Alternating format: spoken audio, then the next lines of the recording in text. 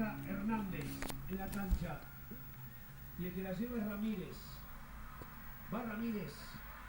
Se sube al ataque el Cebolla, rebote, tiro de esquina. Me parece que el más incisivo de todo ese Cebolla Rodrigo, ¿no? Sí, el segundo tiempo. Pero el resto no está hablando.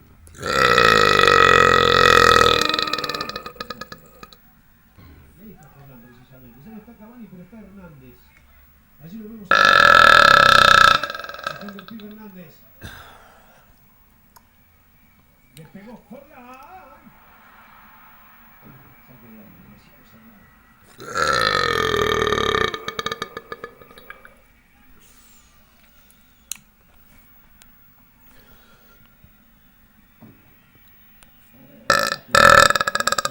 What's up, guys? Motherfucker. How are you, man? I'm back. And I am gonna burp for you and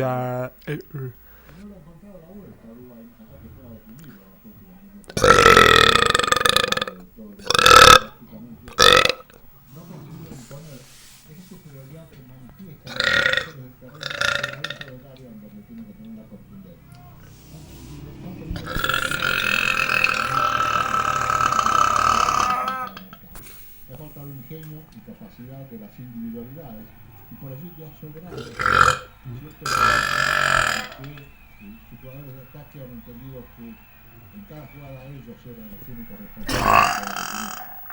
Se frena Godín, juega con Lugano. Apreciaciones, comentarios, análisis. Márquez, el centro que venía al área, se va a los Ríos. Salan que sale rápido. Tata. Godín que devuelve. Ahí los Ríos.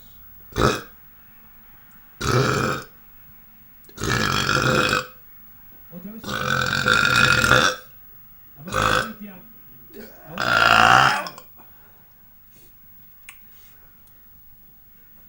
La cambió bajo el